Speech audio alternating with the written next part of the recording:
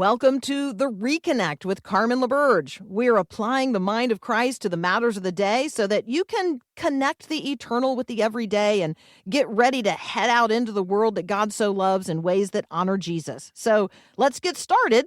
This is The Reconnect. Inspiring you to bring God back into the conversation of the day. This is The Reconnect with Carmen LaBerge on Faith Radio. If we're gonna fly, we fly like eagles, arms out wide. If we're gonna fear, we fear no evil. We will rise. By your power we will go. By your spirit we are bold.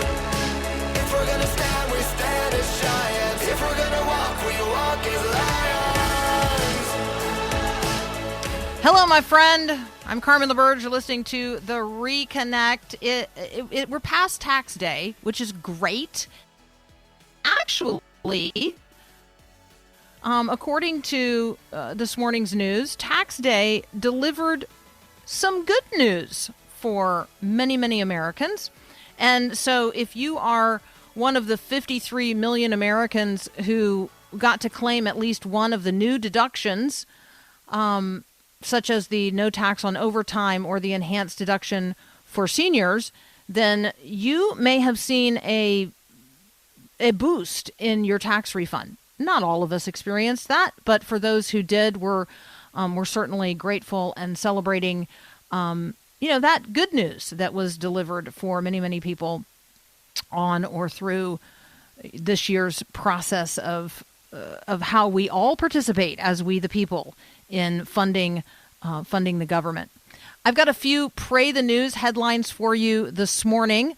We talked in the first hour about the historic process of peace talks between Israel and Lebanon. So they are hours into a 10-day ceasefire that was brokered by Secretary of State Marco Rubio. We're just celebrating that. The president announced the agreement yesterday, and he's pretty excited about it. And so my guess is you're going to hear more about that over the weekend.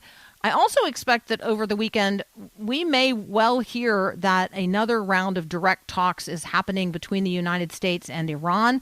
The president has even suggested that he might travel to Pakistan. So part of what the president's optimism is based on, the Wall Street Journal is talking about it today, that he feels like we're close to making a deal. And this was something that the president said outside the White House. He said he wasn't sure, what was going to happen at the end of the 2-week ceasefire, because he was like, well, it may or may not need to be extended because maybe we'll have more than just a ceasefire at that point. And so the big news that I think that he alluded to was it sounds like Iran has agreed to give up what the president called its nuclear dust, which is the nuclear fissile material that is that's currently buried deep under the Iranian sands after the strikes of the U.S. on their storage and enrichment facilities. So let's just be praying the news on that front. Let's be praying for people who are in the room to not only have the right spirit, but to come to terms, literally. Like that's what needs to happen. People need to come to terms. And then here's a headline that I've kind of been waiting to see whether or not the polling would confirm what churches are reporting. Because churches have been anecdotally reporting a surge in religious commitment, particularly among young men. And so we've just been waiting to see, does the data support what people seem to be reporting? And here's the good news. Yes. So we now have data. The latest research from Gallup reveals that young men are returning to religious commitment. Now, I just want to pause and celebrate that. Do not miss the opportunity to celebrate this good news. Here are 2 measurements that indicate it. First, the self-professed importance of religion. This is like self-reporting. Actual attendance of services in worship is the other measure. So people actually saying, yes, religion is important to me, and that's on the rise among young men, and actual, like, heinies in the seats. Like, maybe they're not actually sitting, maybe they're standing in worship, but you get the point. Like, actual attendance at services of worship up among young men. Here is directly from Gallup. Young men in the United States have now surpassed young women in saying that religion is very important in their lives. Gallup's latest data shows 42% of young men say religion is very important to them. That is up significantly. So in 2022 and 2023, only 28% of young men said religion was very important to them. Now 42%. That is a wild increase in a very short period of time. Now, during that same period, young women actually held steady. Like 30% of young women in 22, 23 said religion was very important to them. Same percentage in the latest round of Gallup survey, which is 24 and 25. So I guess the question for us is, what are we doing to not only reach young men, but then disciple them? What is happening actively in your local congregation? How are you encouraging your pastor and the other men in your church to actively seek out, invite, engage, walk with young men who have a rising interest in Jesus? Because let's just be clear. Just because a rising percentage of young men say religion is very important to them doesn't mean all of those young men are finding their way to Jesus, right? So, on the side where you can measure where are they going, that is the worship attendance conversation. And so the percentage of young men reporting monthly or more frequent attendance at religious services rose 7 points in just that 2-year period of time. That is the highest level in more than a decade. Okay? So I want you to be looking for young men, and I want you to be asking them, hey, I actually hear that more and more young men say religion is important to them. Is that true of you? Like, is religion important to you? Very important to you? When you say religion, or when you're talking about religion, what does that mean to you? Would you like to check out what Jesus is doing? Would you like to check out who Jesus is? Would you like to come with me to church? Would you like to come with me to a Bible study? Would you like to just sit down and read the Bible with me? I've got my Bible right here. Let's grab a coffee. Let's just open the Bible together. My friend, you can do this. You can do this. Young men are saying that religion is important to them. Are we, as people to whom religion is also important, are we walking into their lives and saying, hey, do you want to talk about that? I'd like to talk about that. I'm open to listening what you're thinking about, and I'd love to engage with you. All right, our friend Adam Holz is going to join us next from Focus on the Family's Plugged In. We're going to talk about the family. We're also going to talk about the loneliness crisis, and we're going to talk about those two things at intersection with each other. You're listening to The Reconnect.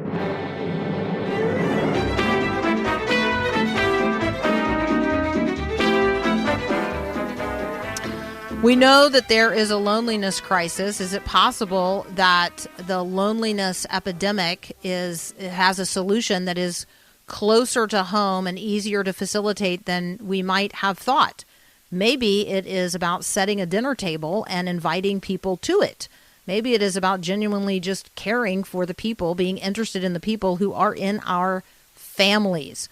I'm going to turn you on to family bonds and the loneliness crisis. We'll send you the link on the text line, 877-933-2484. Our friend Adam Holz is here with us to talk about it. Hey, Adam. Good morning, Carmen. How are you? Well, I am well. I am well. Family dinner here last night, as we do every night. Last night it was by candlelight, and it was raw, so it was just salad because our power's been out. But I get it. How about you? How are you guys? We are good. We're good. And, I think that this is an interesting article because it reminds us of core truths, right? And things that when we think about it for more than half a second, probably are self-evident. We know that in the last 20 years or so that we have seen a rising incidence of all sorts of mental health stuff, from anxiety to depression to suicidal ideation to just, teens, and actually more than teens, lots of people reporting feeling alone, feeling isolated. And there's been a lot of speculation about the role that technology has played in that. Certainly, technology is probably involved, but there are lots of things that could be involved. Kids not going outside to play anymore, parents who are too restrictive. There are probably a number of different ways that we could identify elements that are contributing. But there's a new study out by JAMA Pediatrics that indicates that families that do a good job of helping their kids feel connected and known and understood have a significantly higher percentage of reporting really satisfying friendships, feeling connected, feeling not isolated, but feeling like they're a part of a bigger culture. And so they really focused on 5 questions that they asked teens. Do your parents care about you? Does your family understand you? Do you have fun together? Does your family pay attention to you? Do you feel loved and wanted? And when teens reported, answered yes to those questions, not surprisingly, they did not also report feeling as isolated or as alone as other teens. And so I think it's just a reminder. Sometimes we lament the fact that there's this crisis of mental health going on, but at least one of the antidotes to it is just basic good old-fashioned family time and being engaged as parents. And for us as parents, that means we need to put down our phones too, right? We need to be present, and we'll talk about being present here in a minute. But we need to be relationally engaged with our kids, and that pays huge dividends in their mental health. You had me thinking as I was reading this, some people who didn't experience this in their own homes growing up maybe don't quite know how to do it or what to do or have the framework for doing it. And so I was also thinking as I was reading this, there's a value in churches offering events and opportunities for families to do stuff together instead of always like carving them up and like having something that's just for kids that isolates parents from their kids or teens. And this really stood out to me. This is in the article. And again, we're talking with Adam Holz. You can find this at pluggedin.com. We'll also send you the link on the text line. This was illuminating. Teens who built strong bonds with their parents and their family had a much higher chance of establishing good, healthy relationships later in life. They were 2.5 times more likely to have more satisfying friendships, more fulfilling marriages, and closer relationships with their own children. And that was true regardless of the income, gender, race, or education of that family. That is illuminating. Like, we ought to be on that. Well, and this parallels ongoing research about the importance of just having dinner together. I'm not sure the name of the organization, but there's a whole organization that champions the simple act of having dinner together. And I think generationally, the further back you go, the more likely it was that your family just had dinner together as a matter of course. But these days we're so busy, we're so individual, we're so on the run that doesn't happen. But basically, the research shows that the more times you have dinner a week with your kids, there are statistical impacts and positive impacts. It correlates with kids doing less risky things. They're less likely to drink, smoke, have risky sexual encounters, all of that stuff. And so again, it's another illustration of how relationship really is the key there. And I think sometimes as parents, we can feel overwhelmed that we don't know how to solve all of our kids' problems. We don't even necessarily know how to break all of those screen time habits. And we can sort of retreat into feeling, disempowered, if you will. But just making that effort to create a space for relationship pays dividends, even if it doesn't feel like it, right? Not every conversation is going to feel like you have had this massive emotional breakthrough in your relationship with your teens. But when you do it day in and day out, week in and week out, even if they only give you one word answers, it is impacting them in a really positive way. Amen. All right, we're talking with our friend Adam Holz from Focus on the Family's Plugged In. One of the things that happens over at Plugged In is that they review all kinds of stuff. And so I'm looking at a review of an app, and the app is called Be Present. Can you tell me about that? Yeah, Be Present is an app that you actually have to pay a subscription for. It's $60 a year. So you've got to make a little bit of investment. And this was created by two guys who got frustrated by how much they were on their phones. And so they have created an app that they'd say it combines app blocking with psychology and gamification. And you're like, well, what does that mean? Well, a lot of the apps that our kids are on, that maybe you are on, depend on streaks, right? It's like, okay, you've been on X number of times in a row. This takes that same kind of psychological approach and applies it in the other direction. What can we do to reinforce the idea that you're setting limits, that you're setting controls? And this is one that says, basically asks you, what do you want to do? And then tries to create ways that shape your intentionality, if you will. Here are my intentions with wanting to set limits. And it's a fairly sophisticated app in terms of trying to provide those behavioral changes and modifications as you go. So I would commend that app to your attention because there's actually a lot in this review. All right, we're going to continue our conversation with Adam Holz here in just a moment. The links that we're going to send you today from pluggedin.com cover not only blogs and reviews, but also movie content, stuff that's out there on the big screen that you might want to know about. So we're going to get a couple of movie reviews from Adam in just a moment. But he's also going to reflect with us on video games. You've heard a lot probably over the course of time that's like bad news about video games. So are they a boon or a bane?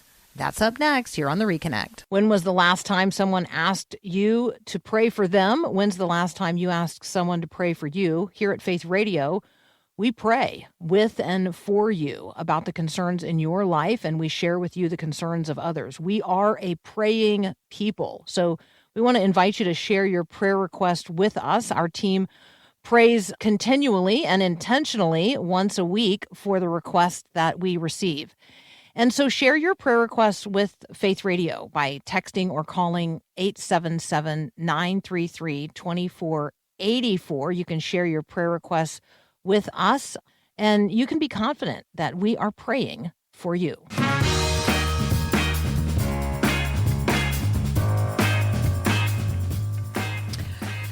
If you have never thought of Adam Holz as a curmudgeon before, today will be your day. There is there is a post over at pluggedin.com, and the topic is video games, boon or bane. And Bob Hoos makes the case for video games, and then our friend Adam Holz makes the case against them. So, can you do both fairly, my friend?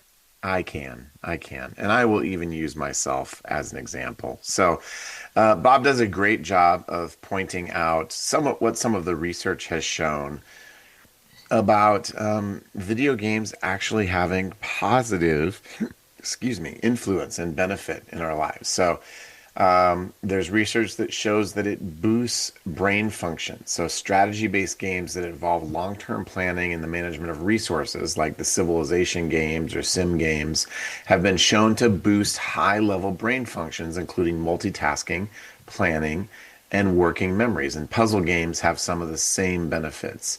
There was another study in the Archives of Surgery. This is an interesting one that found that laparoscopic surgeons who played a video game before surgery had 40% fewer errors during those procedures. Now, that's a little bit weird. I'm not sure I want, my surgeon on his Switch 5 minutes before he's digging inside my innards. But okay, I mean, it's in the archives of surgery. It has to be true, right?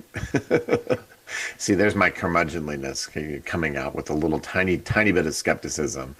Um, and I think that the other thing I would say, and this is not so much in the article, but my own personal experience, is that video games can provide a great relational connection point. And I've talked about this before, but in 2016, Pokemon Go came out, and my son was, I think, 9 at that point, or 10, and he wanted to play it. So we downloaded it on my phone.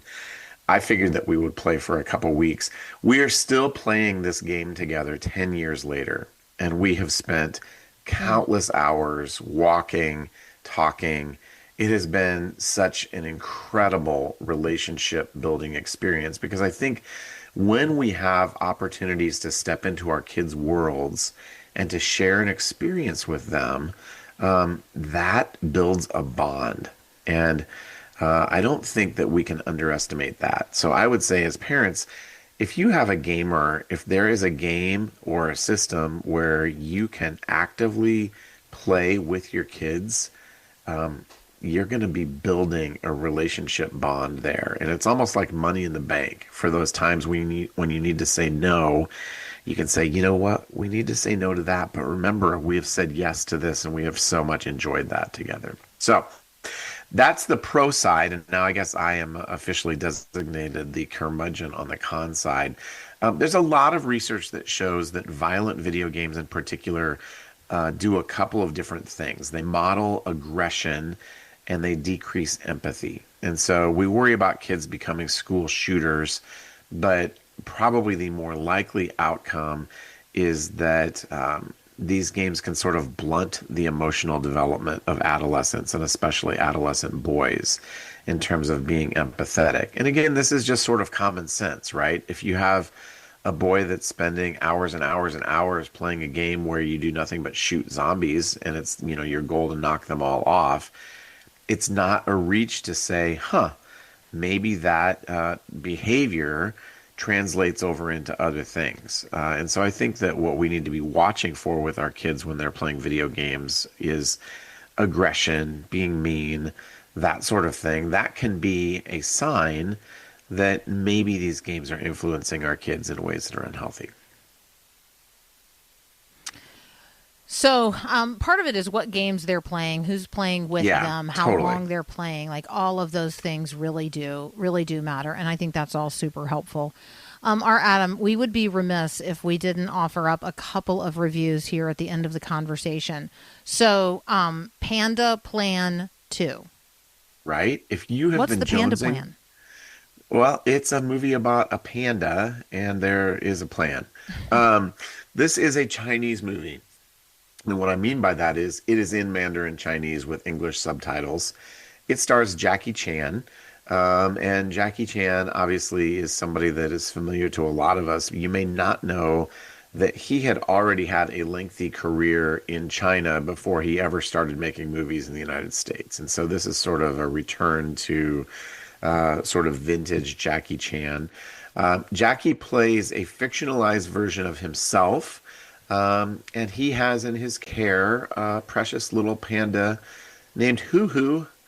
And he's trying to take Hoo Hoo to a conservatory in the jungle. And wouldn't you know it, they get detoured into sort of a mystical valley where there's an indigenous people that's never had any contact with humans before. But what they do have is a prophecy about a panda cub who is a portent of basically the apocalypse, and that if they are going to avoid that apocalypse, the panda cub and another person whom they dub the messenger must travel to the top of this sacred mountain and encounter the immortals there and basically avert the apocalypse.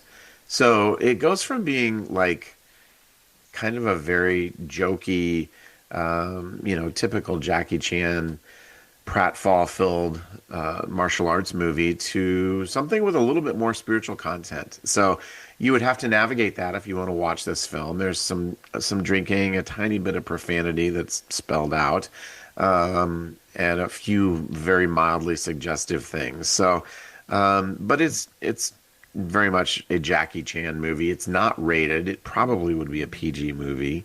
But there you go. I think the other thing it illustrates is that China has its own massive film industry, and increasingly, just like we have American films going to China, we're seeing films from China coming back this direction. So I think that we're likely to see more of that in the future.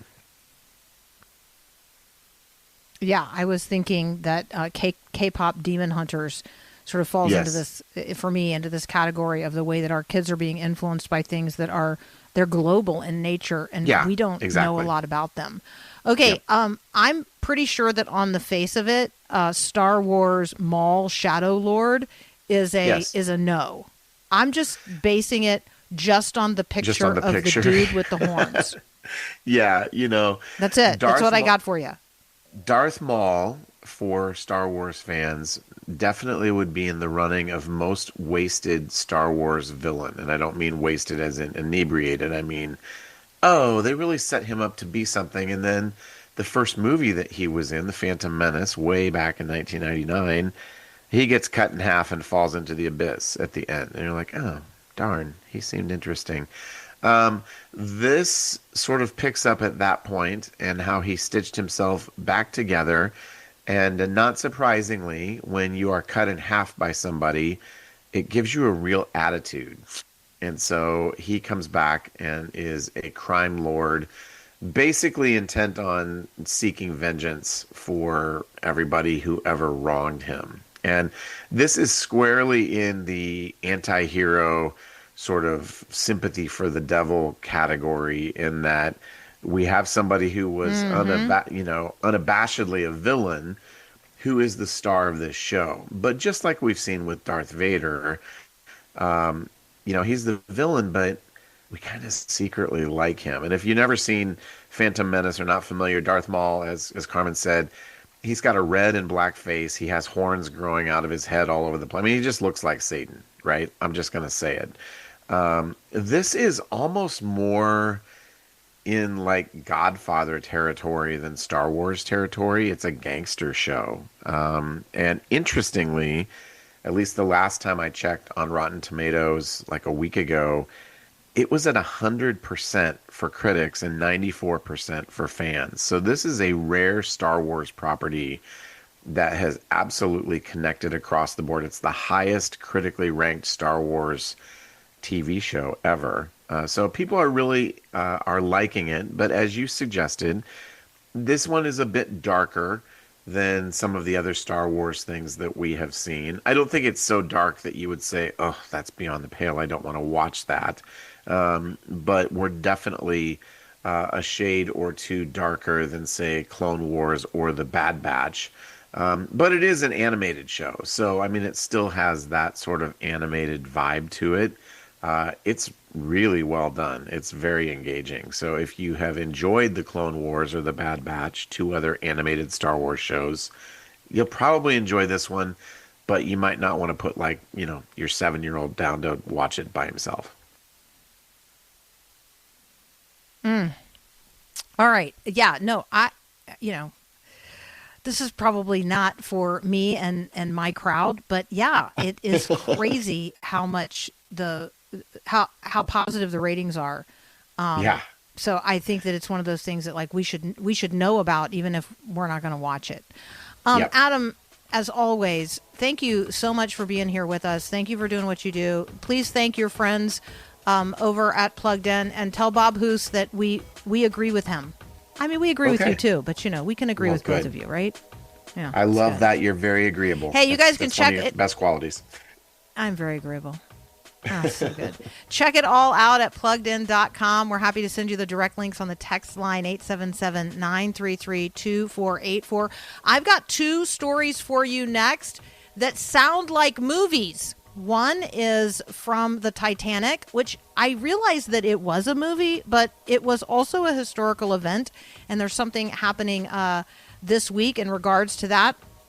And then another story that's going to give you the opportunity to reconnect the eternal with the everyday. And again, this one sounds like a movie. Unmanned drones and armed robots won a battle. on an actual battlefield on behalf of Ukraine. Yeah, that's up next here on the Reconnect.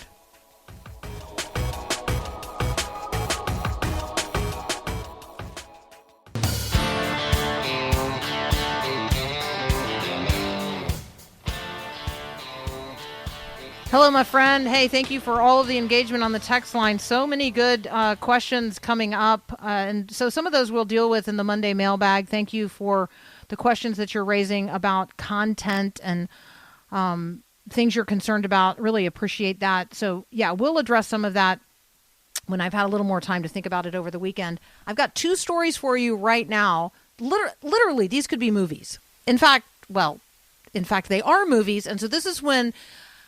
Does life imitate art? Does art imitate life? And I think the answer to both of those questions is yes. So here's a story for you. This is from CNN yesterday. Life vest from the Titanic is being auctioned off. So 114 years ago this week, Laura Mabel Francatelli boarded the Titanic. She was a first-class passenger, but she wasn't really a first-class person. She was an employee of a company that was sending that they were coming across the pond on a business trip. And so she was a first class passenger, but she was very young at the time. And, she didn't buy her own ticket, if that makes sense. So she ends up with the millionaire class, but she is not herself a millionaire. She wore a life jacket and she survived. When the RMS Titanic set sail on April the 10th, 1912, the largest passenger ship in service, considered unsinkable, she was thrilled.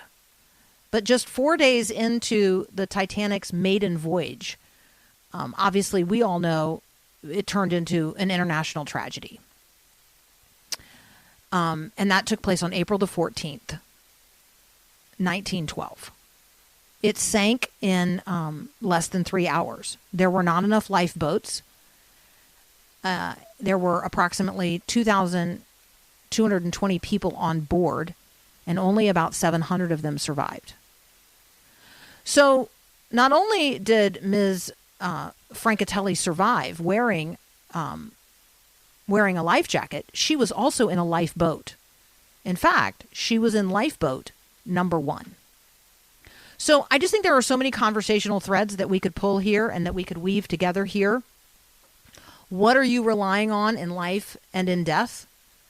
Do you have a life jacket? Do you know that, you got to put your own life jacket on before you try to assist those around you? Right, those kinds of things. Are you in the lifeboat? Do you even know there's one available? Do you know his name is Jesus?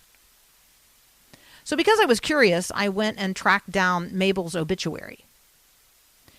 Mabel obviously didn't die when the Titanic sank in 1912, but eventually she did die in 1967 at the age of 87. Mabel had gotten married in the Emmanuel Parish Church in Surrey, England in August of 1913. So just a little over a year after the Titanic sank, and she survived. And then, maybe one of the more curious things, she lived most of her life in New York. And you may say to yourself, well, how did she get there? Yeah, she came back on a boat. In 1916, Mabel migrated to the United States of America by herself aboard the Philadelphia. Eventually her husband joined her as well. Now, the information about her does not account for much of her story, other than to say that on that fateful night, a person came to her cabin and put a life jacket on her. She does note, I do recall he was not wearing one. She then followed that member of the crew, along with other passengers, to the deck, where she observed that the water was higher than it should have been. She and her travel companions were escorted to lifeboat number 1. They even paused long enough for a photo. Now remember, Mabel was not a millionaire, but she was traveling with her employer, who was. Mabel's obituary notes that she remained childless throughout her life. And by all accounts, she lived a rather ordinary life. She served as the secretary to her husband, who managed a series of hotels. And interesting to me, Mabel didn't just make one more transatlantic trip to migrate from the UK to the US. She traveled back and forth a lot.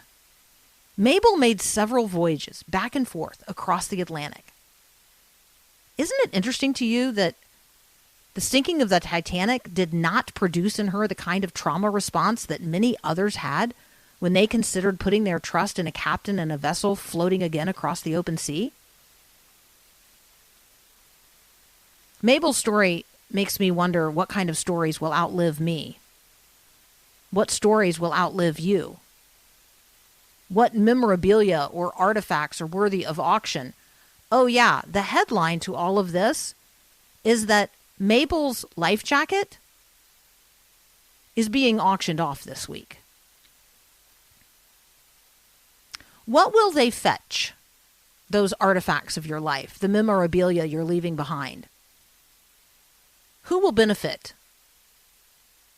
And then let me just remind us all, like, we're on a proverbial sinking ship.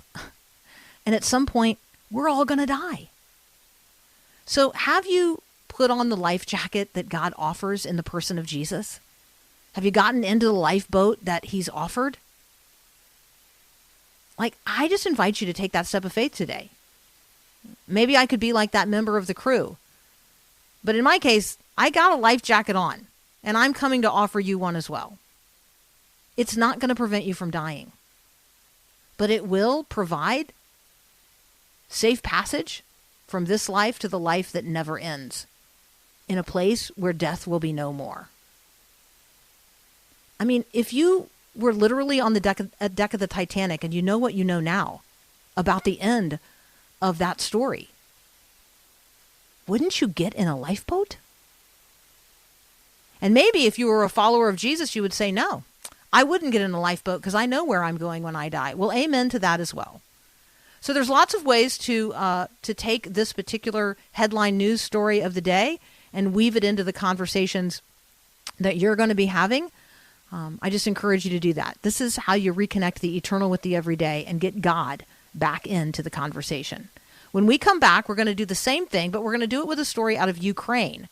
President Volodymyr Zelensky last week said that his country's military, actually I guess this was on Monday, said that his country's military had seized a position using only drones and armed ground robots. Yeah, this is the first time that we know of in global warfare that actual human beings have not been on the field of battle. Just drones and robots. That's up next here on The Reconnect. All right, so you've got a pack of cards. You've heard of a pack of wolves. Maybe you have a backpack. You got a lot of packs in your life. But have you ever gotten a Faith Radio welcome pack? I mean, you might be brand new to Faith Radio, or you might just be new-ish, but either way, if you've never gotten a welcome pack, we'd like to welcome you. So text the word welcome to 877-933-2484 or visit myfaithradio.com and request your very own welcome pack today.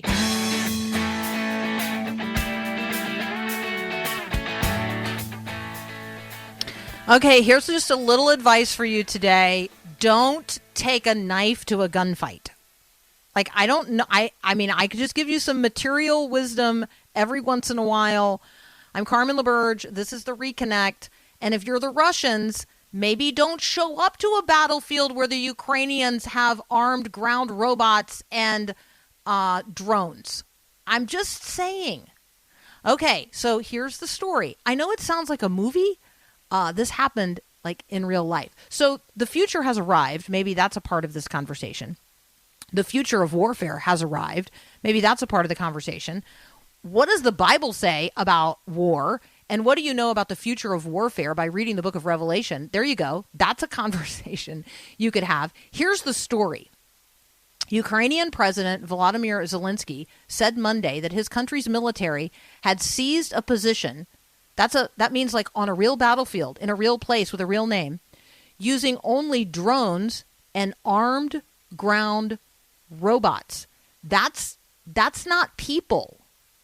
That's unmanned weapons systems. Just think about that. Zelensky said the occupiers surrendered.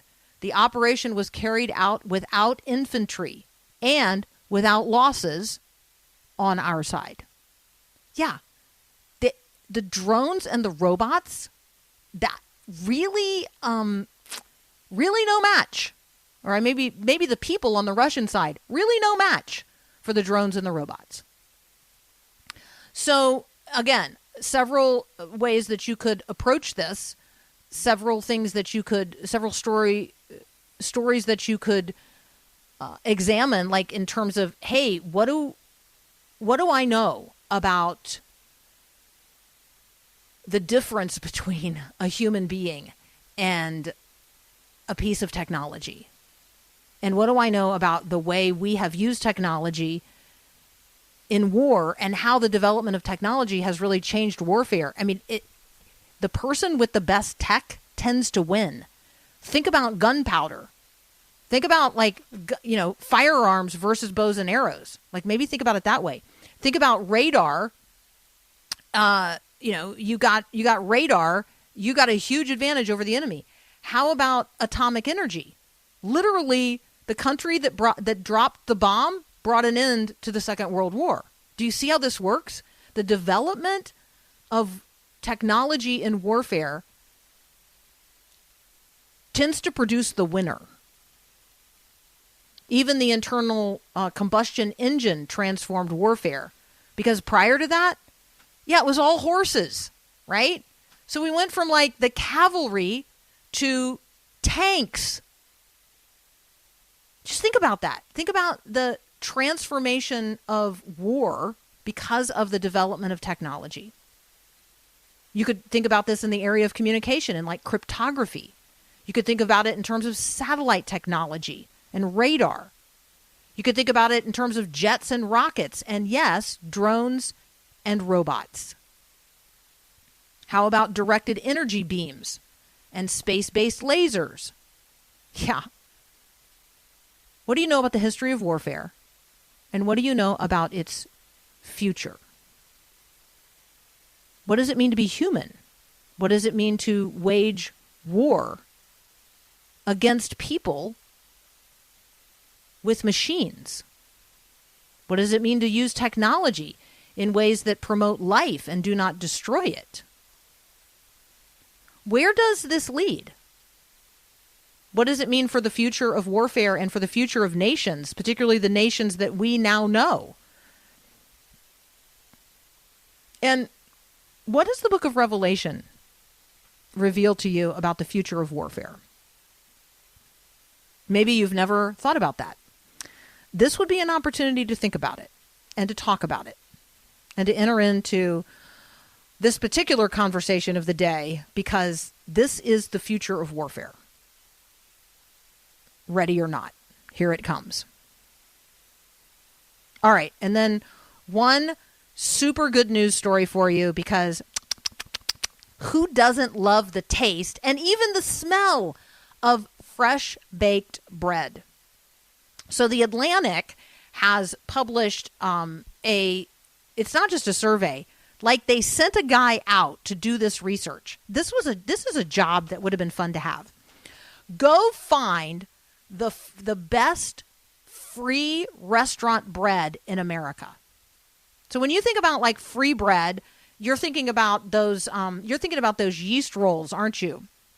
At whatever your favorite restaurant is that you pop into, or maybe it's a crunchy sourdough, or maybe it is, I don't know, maybe it's a pumpernickel, right? Now, I have probably just sparked in your mind all kinds of places where you go and they put fresh baked bread on the table.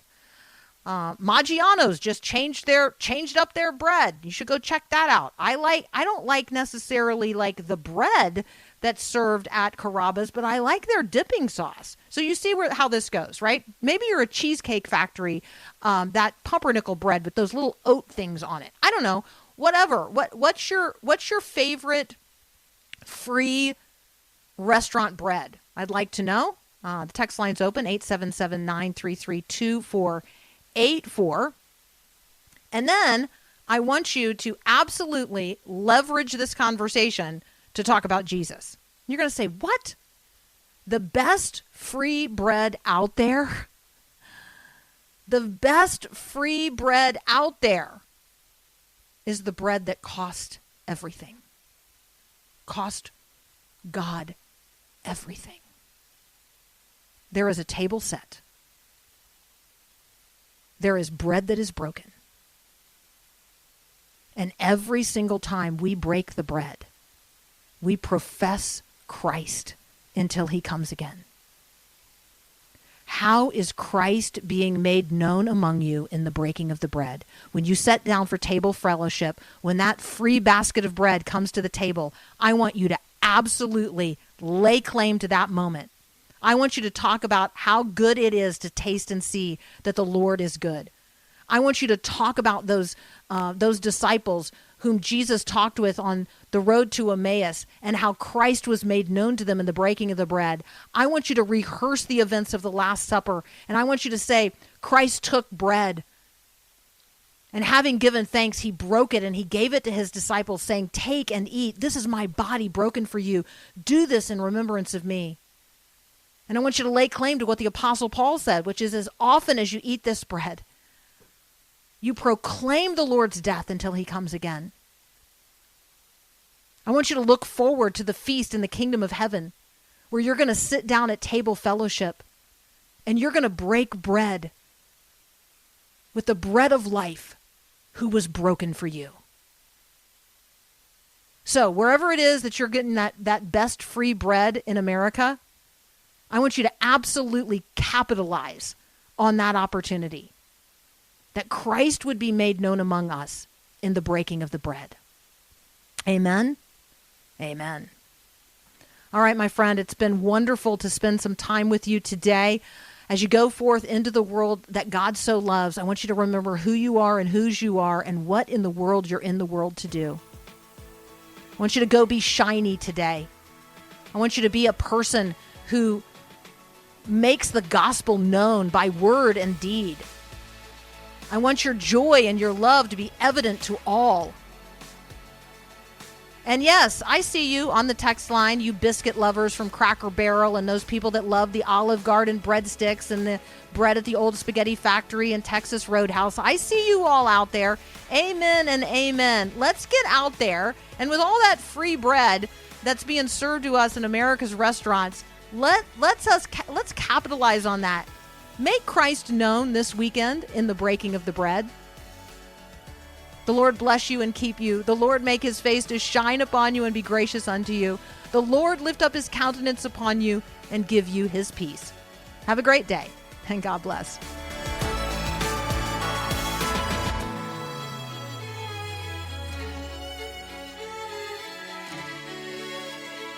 Thanks for listening to The Reconnect with Carmen LaBerge. Let us know how we can help you more fully reconnect the eternal with the everyday. We want to walk with you throughout your journey of discipleship, so let's connect. You can text us at 877-933-2484 or connect with us online at myfaithradio.com and on all our social media. I look forward to connecting with you as we each seek to reconnect the eternal with the everyday. You might be feeling a deep need for God in your life right now. Hey, I'm Keith Stevens, spending time with CeCe Winans on the most recent episode of my podcast, talking about what it means to truly know Him. Being in His presence is just amazing. Hear the entire conversation on my podcast. I love that song. Download it wherever you get your podcasts and at myfaithpodcasts.com. An epic 4-part audio podcast series, The Christ. My hour has not yet come. My son, your hour was written before time. David Oyelowo. He claims to be a king. Tom Pelfrey. My kingdom is not of this world. Paul Walter Hauser. He is the light, the true light. John Rhys Davies. And Patricia Heaton. The Christ. Wherever you listen to podcasts. Thanks to our friends at Thrivent. A marriage moment. with Joe and Tara Buchanan. If I don't trust you with the little things of honoring your opinion, and then I'm not going to trust you with the bigger things.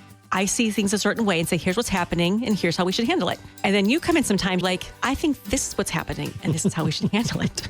And that drives me up a wall. I'm like, why don't you instantly agree with me? But the more that you value my opinion, even if it's wrong, the more I want to lean into what you think about this opinion. I need to give you grace to say, occasionally his judgments will be wrong, and my opinions are not more important than you. My judgments aren't more important than you. I cannot elevate myself above you, and together our judgments and opinions actually make it more beautiful. Normalizing struggle, maximizing hope on the Behind Our Smiles Marriage Podcast, wherever you get your podcasts and at myfaithpodcasts.com.